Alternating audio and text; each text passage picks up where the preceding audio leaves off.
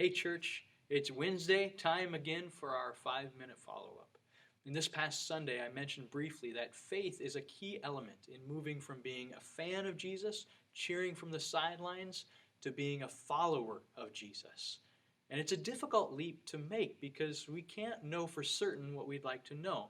We'd like for God to make it absolutely clear to us, writing it in the sky, speaking audibly to us, somehow making it clear beyond any shadow of a doubt that Jesus is Lord. But that's just not how it works. Faith is required. In fact, one of the pieces some of our students have been memorizing from Hebrews is chapter 11, verse 6, which says, "And without faith it is impossible to please God, because anyone who comes to him must believe that he exists and that he rewards those who earnestly seek him." So the question came in after I mentioned all these things. What then is faith? It's not an easy question to answer in 5 minutes, by the way. Thanks for that. But we'll try. We'll try to give a quick answer here and one that's clear. You see, there are many people who believe that God exists, and they may even want to serve him. But the God that they end up worshiping is one that they've actually created in their own minds and in their own thought processes. This was the case for the crowd that we saw in John 6, which we were talking about this past Sunday. This crowd followed Jesus all the way around the lake trying to find out about him and get to know him and to follow him. But when they found out that he was no longer going to give them a meal, they left. They wanted Jesus their way. They wanted Burger King Jesus, right? People often make God in their own image, picking and choosing the pieces of the true God that they desire, things that they feel are adequate for their liking.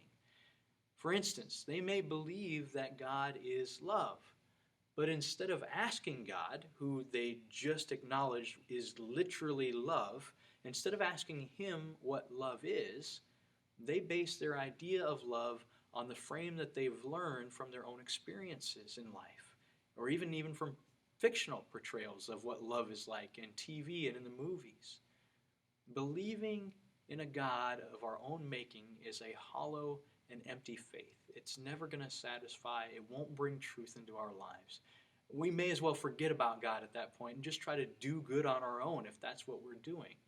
The kind of faith it takes to please God is believing in him as he has revealed himself to us. And he absolutely has revealed himself to us. Make no mistake, we're not talking about some kind of blind, absent-minded faith like, just believe it'll all work out, with no evidence that it actually will. See, God understands our inability at times to produce faith or to exercise faith like we need to. In fact, in Mark chapter 9, a man admits to Jesus that he needed help with his unbelief. And Jesus didn't chastise this man for his lack of faith, and he went ahead and he healed this man's child anyway, like the man was asking him to do.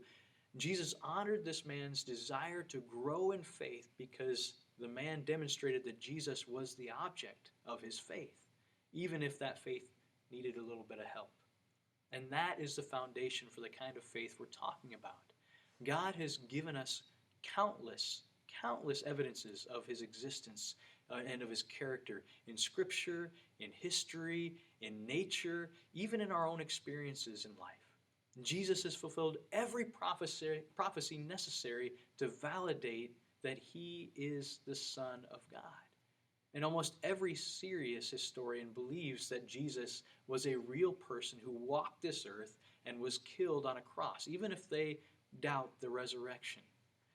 The Bible has been proven over and over and over again. We have all the evidence that we need, but God leaves the believing, the decision to trust him, to believe that God is who he says he is and that he will do what he says he will do. He leaves that up to us. That's what faith is. Until next time, be a witness.